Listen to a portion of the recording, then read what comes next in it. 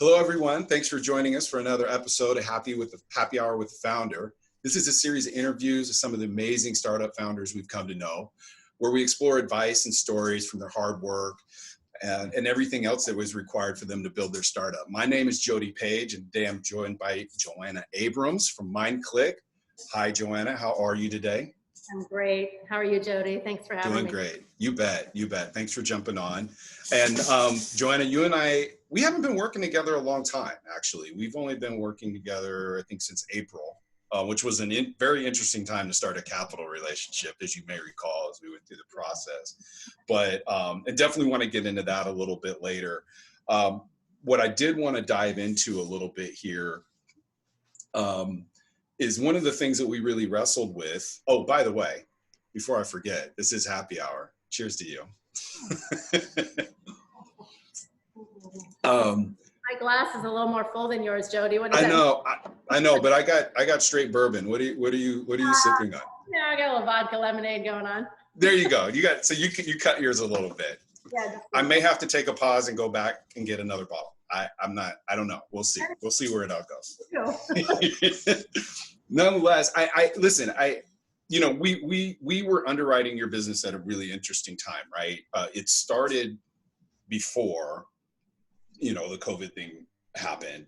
And then, we actually funded you about a month after, the lockdown really started, right? Which was just an absolutely crazy time. And I'm still, truth be told, I'm surprised we got it done. Honestly, I mean, and the reason being is because you had part of your business is focused in the hospitality space, which is just getting obliterated right now. But, ultimately we landed in a place where we understood the business, the exposure was relatively limited, and we got there, and it's been great ever since, right? But I am curious to hear from you about kind of what you're seeing happening in that space, and more broadly, what it's like to be with a business that has a cohort of its client base that's just in really not good spot. So let's start there. Can you speak to that a little bit? Yeah. So as I'm sure everybody knows, it's been a bloodbath in hospitality. It's probably the sector that's been hit the hardest.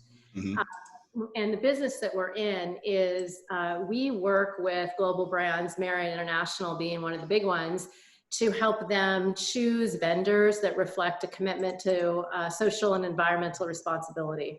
So our SaaS business is about rating these vendors and their products on an annual basis so that design teams and purchasing decision makers can use that as one of the decision factors, along with price, quality, and all those sorts of things. So fortunately for us, we have a 10-year relationship with Marriott where we are built into goals that they've set through 2025 to ensure that the vendors that they contract for all their brand prototypes meet a performance level in our rating system. So that program is secure. What isn't secure is the volume of renovations and new construction happening in the hospitality industry, and frankly, even across the built environment, right? I mean, any place in which you're providing interior spaces for people to congregate in, it's tricky these days. Yeah, for sure. So, what did they say? I'd rather be lucky than smart, or, you need a combination of the two.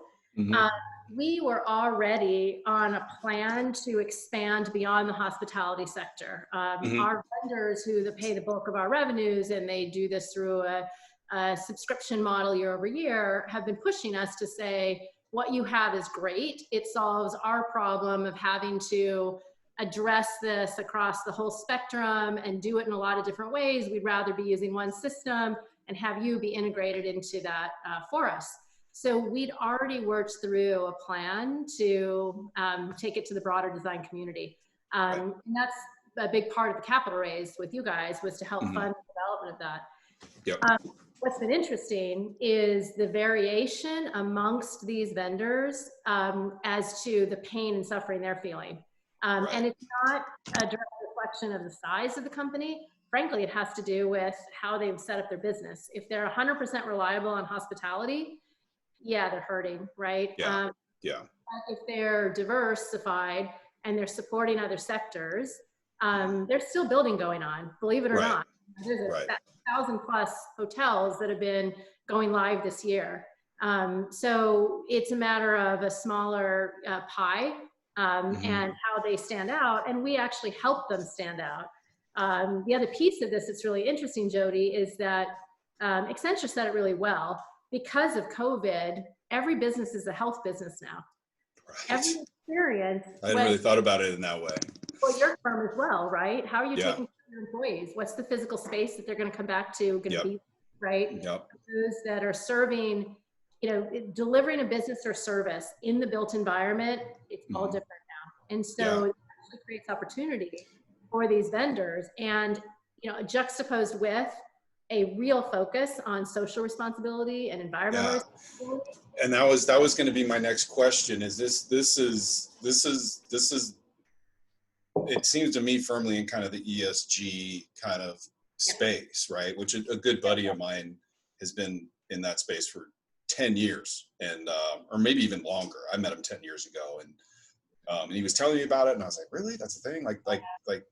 Like they're actually going to go after this at an institutional level, and he was so hot about it. And here we are, fast forward 10 years later, and he's still doing it, and it's just exploded into this piece. And I can only imagine that COVID is just going to accelerate the adoption of ESG practices, if you will. So you like some business, even though you're connected to hospitality to some degree because you're an ESG piece, you're in a weird way going to see an advantage from what's going on, which it's not a fun thing to say, but there is a cohort of businesses out there that are benefiting from what's going on, right? And so obviously happy for you because I like you, and I'm also happy for you because we have money in your business. So, one of the things that I think is interesting about your business, and maybe it comes up maybe 1 or 2 times out of every 10 companies I look at, right, is that the business MindClick has been around for a long time. It's been around for 20 years.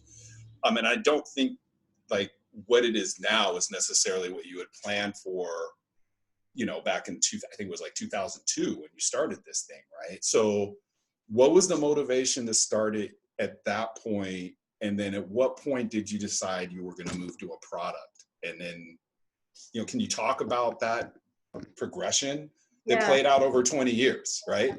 It's I sometimes can't believe it's been that long, Jody, but so I was I'm going to age myself here. I was in my early 30s, and it was the .com boom, and I was running an interactive agency, and it was, everyone in black, right? As long as black, you could walk into any corporation in America and sell $1 million worth of business, and nobody had any idea what to do with the technology and what this internet thing was and all that.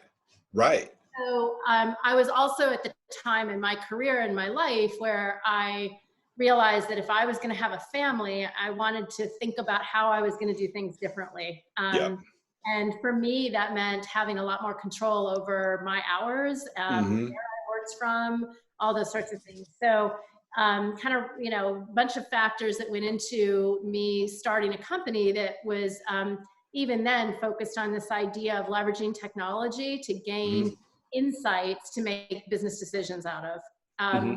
And we started in the world of usability testing, which for everybody who's a SaaS company, of course, how important that is, right?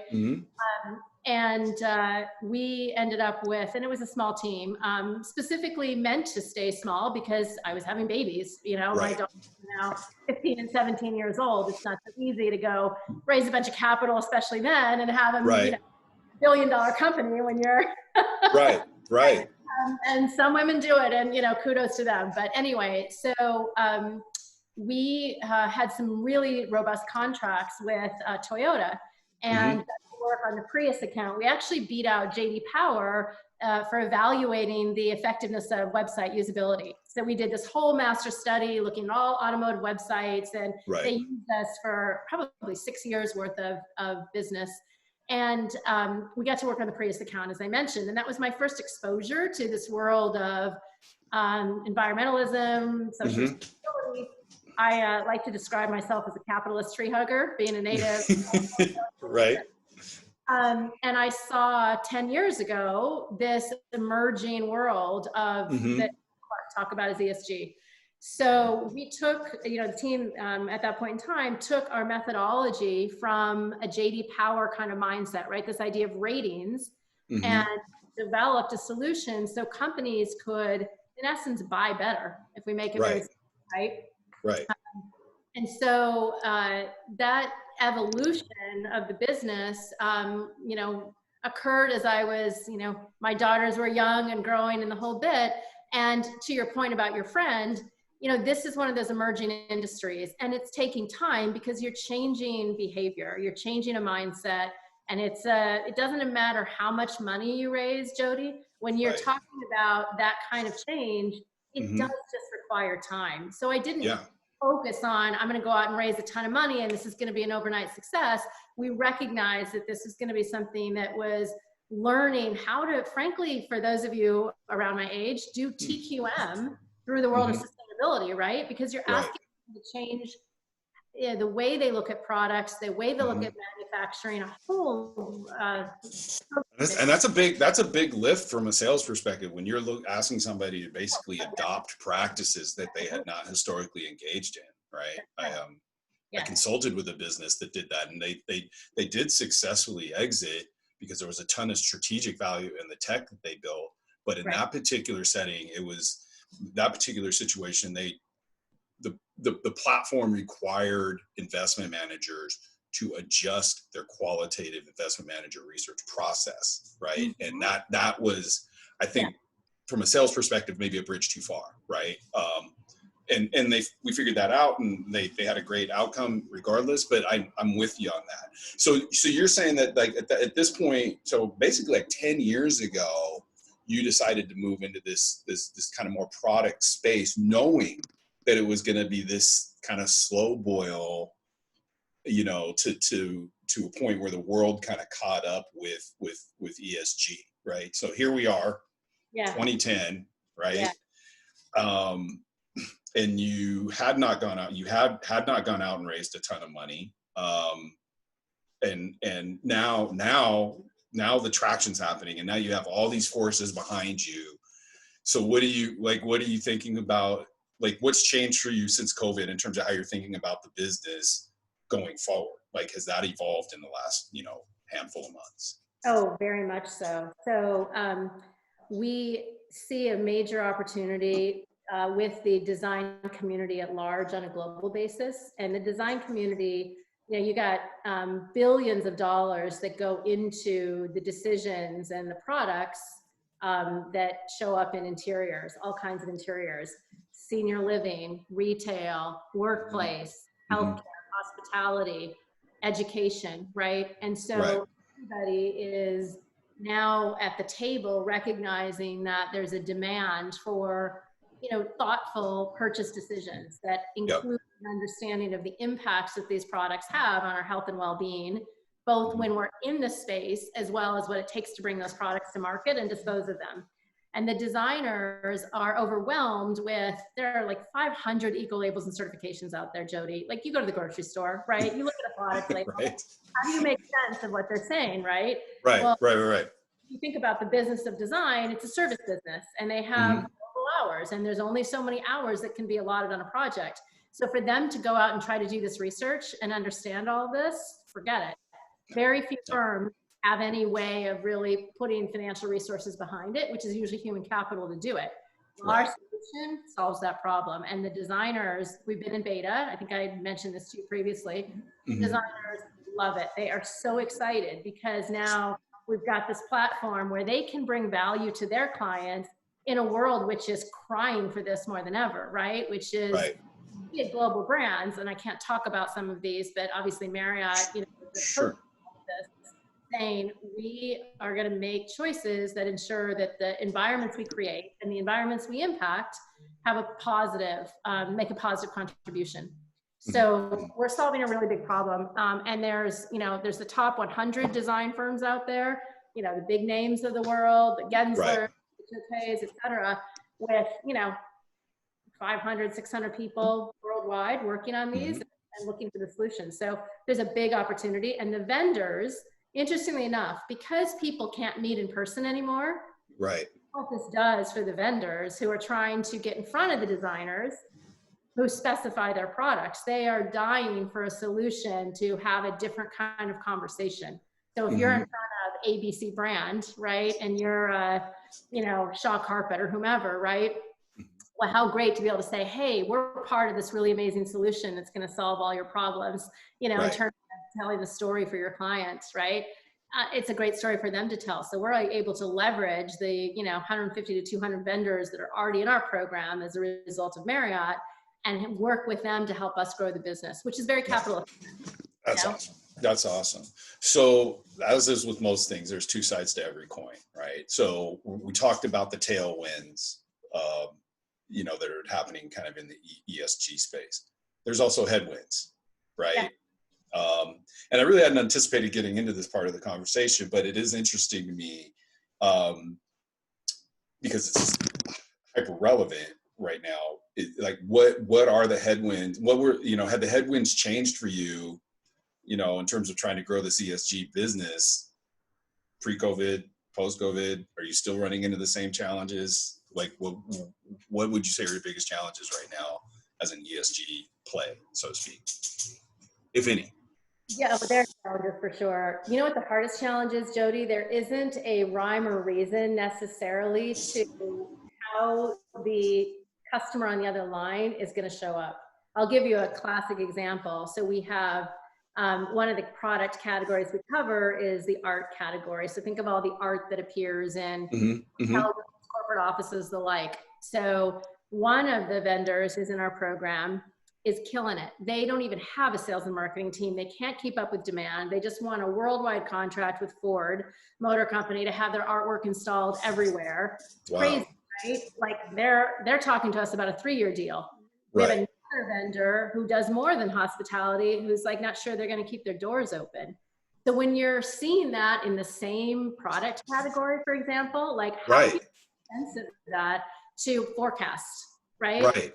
And that's our biggest challenge, to be perfectly candid, is forecasting, because it's not so much a sector specific response.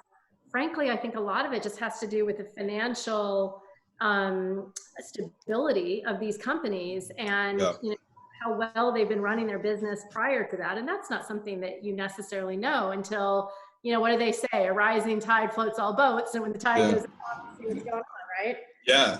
No, you're absolutely right. And, that became very clear when we went through our analysis, because, 200 plus companies, and I've referenced this in other interviews I've done, it was almost like a microcosm of what was happening in small business. Right. And it was very clear that the ones that were kind of teetering, not even necessarily doing poorly, but they weren't super dialed in on kind of what they were going to pursue. Those are the ones that really struggled the most, outside of the cut of businesses that were like servicing hospitality or travel, that businesses that took a direct hit. I don't know how you're in the hospitality space and didn't take a direct hit, but you know what? And I think this is a really important discussion topic to bring up. So, I did raise venture capital. I think we talked about this. So in 2013, I raised venture capital funding, and we were coming at hospitality from an industry perspective. So we had Marriott at the table, we had Hyatt and Starwood, and all these brands at the table saying, yes, they were on board. But when it came right down to it, what happened was, Marriott's got a distinct business model with their franchisees, in that as a franchisee, you're pretty much required to purchase off of the vendors they approve. The others don't have that same teeth. So without that, it was hard for those brands to tell the vendors they have to be in our program, right? Right. When push came to shove, they couldn't sign on the dotted line. And so, of course, we didn't hit our numbers. And we had a choice at that point in time: either shut the company down or figure out a way to survive. And we were doing great with Marriott. They loved what we had to offer. So, I went to Marriott and I said, here's the deal. We're either going out of business, or we're going to negotiate a deal with you where we have a volume program. You agree to X number of vendors are going to come through MindClick every year, and we'll keep our rates at this, reasonable. Wow. We'll keep the doors open. And this happened after VC. This happened December of 2014. It was one of the hardest days of my life. I've never faced anything. Yeah. It was like, talk about hitting rock bottom. And I had people I had to lay off, and it was awful. But out of that, because of my need for cash, we set up a business model where the vendors have to pay us in January every year. Wasn't it Jody? I was desperate, right? Doors open, and we were Marriott telling everybody they have to do this, right? Right.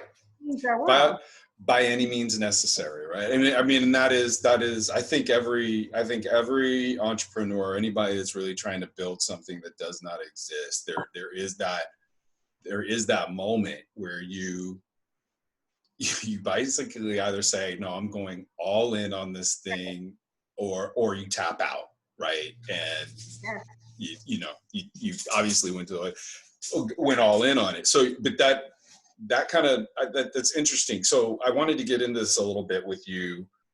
So I'm glad you brought up the VC raise.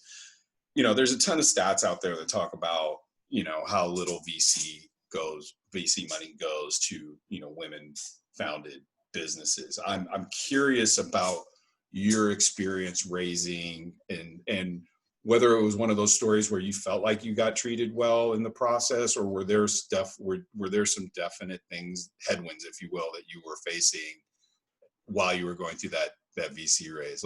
What's your best VC raise story? Oh man, well, I still have PSD from it. Good. It's a good story then. Yeah. So I'm a Harvard. What's the biggest scar from your VC raise? I'll tell you the biggest scar. So I'm a Harvard Business School graduate, and we'd already closed the 90% of the round. We were just looking for a little 10%, and I wanted to top it off locally, and I won't say where, because I wanted to represent the local community. Right.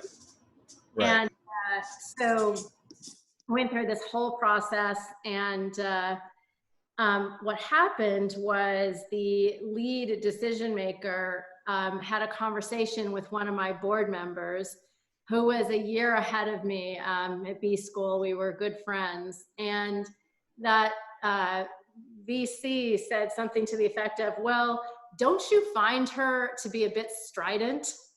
And instead of really standing up for me, my trusted board member, went on to talk about, well, yeah, she could be stubborn, but she does listen, and blah, blah, blah, blah, blah. And it's that classic case of, you want a CEO to be strong. You want a CEO to be able to make the tough decisions. You want somebody who, when the chips are down, is going to have the balls to go to a Marriott and say, you want to stay in business? Here's how is that strident, or is that leadership, right? Right. So we didn't get the money. And, I was hit twice, right? I was hit by being, described as something that I would argue most men wouldn't face. And then also by not having somebody on my board who had my back, right? Who would be like, or at least you thought. At least I thought, right? Yeah. The irony of it all, it was that he told me this whole conversation, and I said to him, I was like, you didn't stand up for me. Did he realize that at the point that you said it? I don't know to this day if he did. I think that this is where the challenge lies, is that it's communication, it's language, it's terminology that's used to describe people, and they the lack of understanding of when it's said to somebody who is different than the norm, which you wouldn't think I would say that as a woman, but still raising money and yeah the norm, right? Those words have a different meaning than they might be interpreted, in a conversation. And I think that's the learning, frankly, that we all have to do, is understand unfortunately, some of these words are more powerful than people realize, and they stand for things that may be barriers. Yeah, no, you're absolutely right. I say it to my daughters. I have two as well, 14 and 19. And, I often say, baby, words matter, and the way you use words matters even more. Because it does. And here you are, 7 years later. And, even I just tell by when I ask the question that this is still kind of a point of pain for you, which is, that kind of stuff sticks with you. And I hope that at some point, the other side, if you will, starts to really pick up on the influence and impact they can have to aspiring people, just by not being careful with their words. That's why I love your business model so much, because it's based on what you're accomplishing, right? It doesn't matter how you show up. Yeah. And that's the frustration, is like, you know what, make a level playing field, like make it clear what that criteria is that it takes, and make it transparent. And look, if I don't meet it, I don't meet it, but don't hide it behind these, it's hard. It's hard because how do you it's like you want to call it out, right? But you don't want to be that, but if you call it out, you run the possibility of getting put in a bucket that you will never get out of, right? Yeah. And that'll follow you professionally for the rest of your life. And that's a really tough thing to navigate, because I speaking from my own experience, as an underrepresented group in finance, and in tech to some degree, that, I've had to bite my tongue in several occasions. And I don't even think that it was intentional. It was kind of ignorance driven, what was being said. It wasn't like intentional and intended to hurt, but I was left in the space where I either call this out in the moment and run the risk of basically rubbing this person the wrong way, and they have some sort of influence over my destiny to some degree, or I bite my tongue and have to swallow that and figure out some way to move forward in this environment, and not carry that forward into my other interactions, right? I think that's the trick, is being able to say, that was that person. And that doesn't necessarily mean that everybody I deal with that's in that cohort is going to act in the same fashion, right? There are certain sectors where it's still getting up the curve, I would say. I feel very lucky, in my career. There have really been very few times that I've felt that there's a real limitation because of my gender. It's just, so I have hope. And like you said, I think that oftentimes it's an individual, it's not necessarily systemic. I think in finance that a lot of it, frankly, is speaking the language. And I'm generalizing here, but how men and women talk about numbers and financials, there's some interesting research that can be done around that, right? Yeah, for sure. And, as somebody that comes from a different cultural background than the vast majority of people that I work with in the financial industry over 20 years, it's, you just you communicate different ways, right? And I think, sometimes people have difficulty kind of just taking the message, right? They're caught up in the delivery, and it's not that it's disrespectful. It's just like, I communicate a different way than, people, maybe the people you grew up with or grew up around, right? To share, and this actually has to do with just the space we're in, because ESG, like your friend shared, it's been, I got to call him out real quick. Stephen Schofield, you were in the game a decade ago. You knew it. You knew where it was going. Much like your NBA predictions, you were spot on, buddy. Sorry. So Sco, my friend Sco, that's been in ESG for 10 years. Finish your point. That's awesome. Well, I was on, the famous Sand Hill Road and meeting with the VC, and the head of the fund walks in and he says, "My kids are being brainwashed in school about this whole sustainability thing, and it's their way of selling against their parents' generation." And, I was like, well, should I leave now? Right. I don't I don't know if that leaves us anywhere to go. But I got to tell you, Jody, it was fascinating to me to hear him say that. He was dead serious. And, from a generational standpoint, there is this feeling of anger, guilt, whatever you want to call it, that, some of the older generation has, because they have accumulated a ton of wealth and they've done it in ways that we're kind of paying the price for now. And not that it's intentional, we just learned a lot more, right? And then you get kids, that are out there, protesting and like, we're not going to fly, we're not going to do these things, we're giving up all kinds of comforts because we want the planet, right? And you know where they're going. I just heard this stat called out the other day. I wish I could remember the source, but they said for the first time ever, 52%, I think it was like 18 to 35-year-olds are living at home. I know. Like they're just not leaving.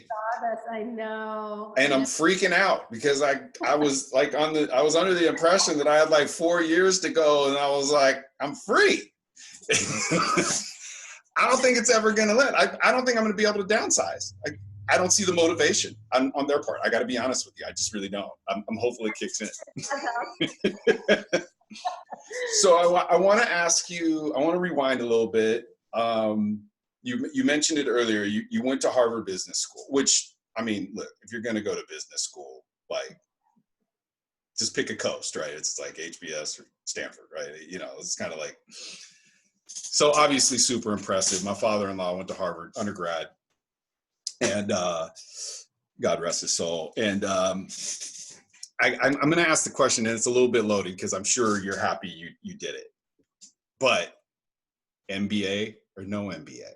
Like, be honest. Like, if you're talking to somebody now and they're like, I'm going to go get an MBA, basically, I'm going to go drop $250,000. It's basically what they're saying on an MBA. I know you're glad you have it. Would you do it again? And more so, would you say yes to a younger person? Yes, it was worth the investment and the time and all that. I know that's tough. That's a tough question. Actually, it's not. I would do it again in a heartbeat. I would do Harvard Business School again in a heartbeat. And the reason being was, this is part of the reason I went there, is that I wanted that ability to have the freedom to move as needed and take advantage of pretty incredible opportunities that graduate school like that affords.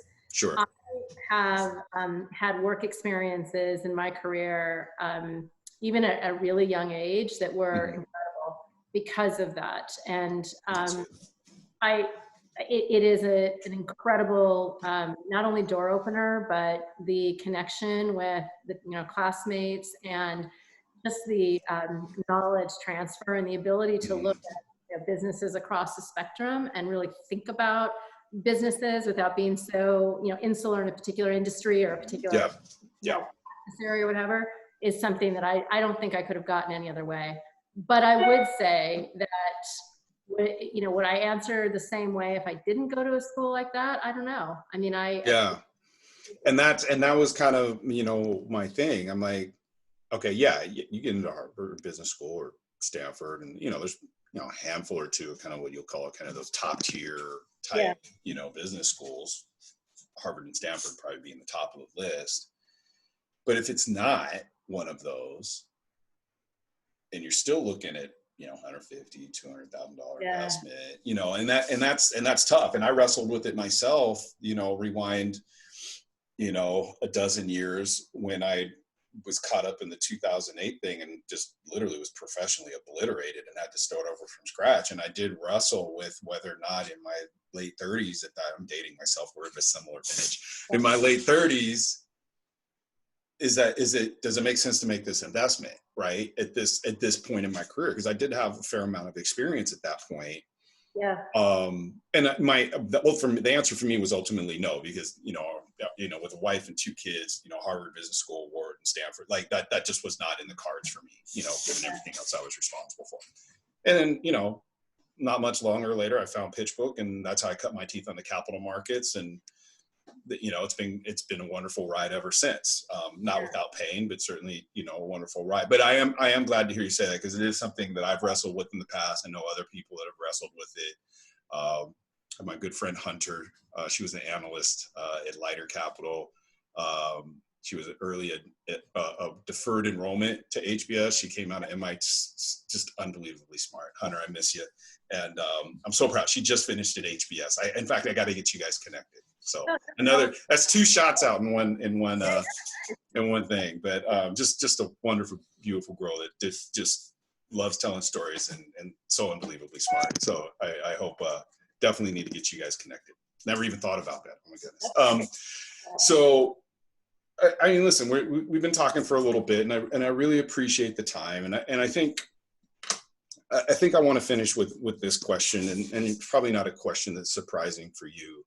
Like, what would you say to a young woman or somebody that was early career that was looking to step out as an entrepreneur, whether it be in tech or anywhere else? Like, what are kind of would you say the top 2 or 3 things that you would say to somebody like that at this point, knowing what you know?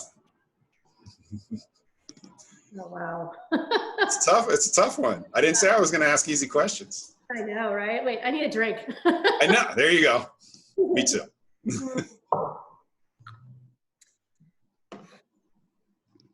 I got really good advice when I was at Harvard.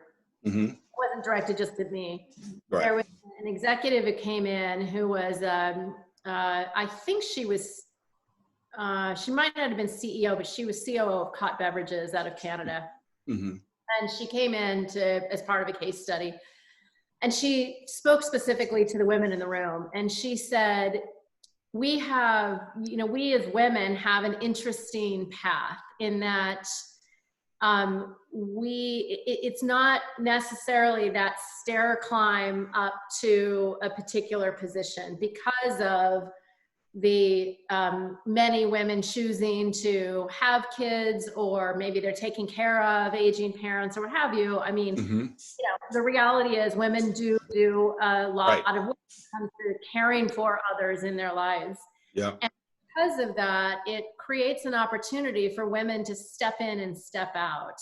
And a lot of people look at that as a negative, and she said it's actually a positive, and she was right. Now, it does mean that you're going to want to, keep yourself in the know of things that you're interested in, the space that you're in, and so on and so forth. But if you don't think of your career as a stair-step ladder to a certain point, but more of looking at the opportunities that interest you and that give you that ability to make an impact, go for it. And don't think about taking the traditional path as the only way to go. And especially as an entrepreneur, have the confidence to carve new ways.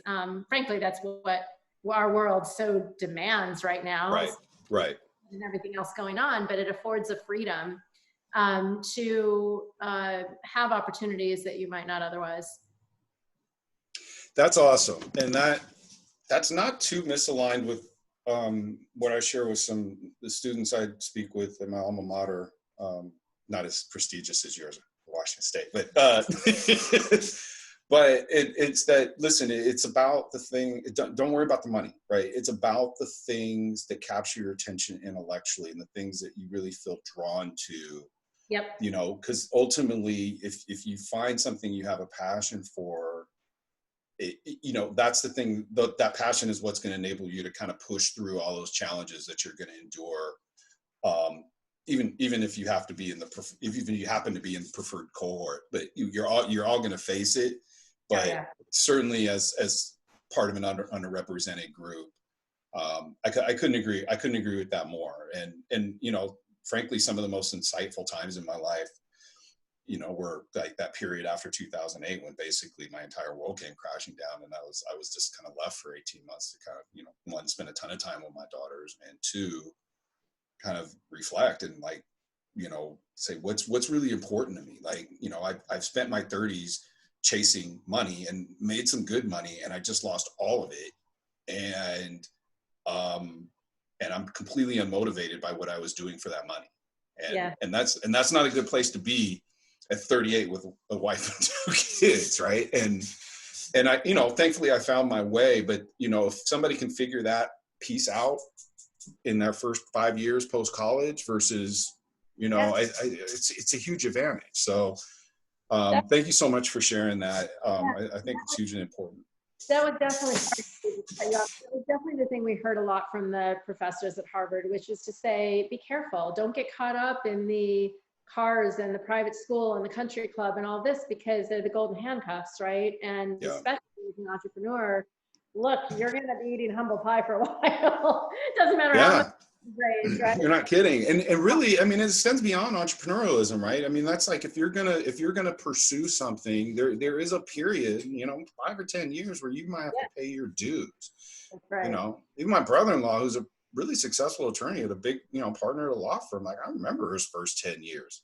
There's no way I would do that. Like, and he's done really well for himself. And there's no way. It's just not going to happen. So, well, listen, JoAnna, I'm so happy that we did find our way to doing business together, and I'm hopeful that we'll continue to get to do things like this over the next, several years as we work together. Thank you so much for sharing. And I have no doubt that we'll be talking again sometime soon. So thank you. Cheers to you. You too. Thank you so much. All right. Bye. Bye.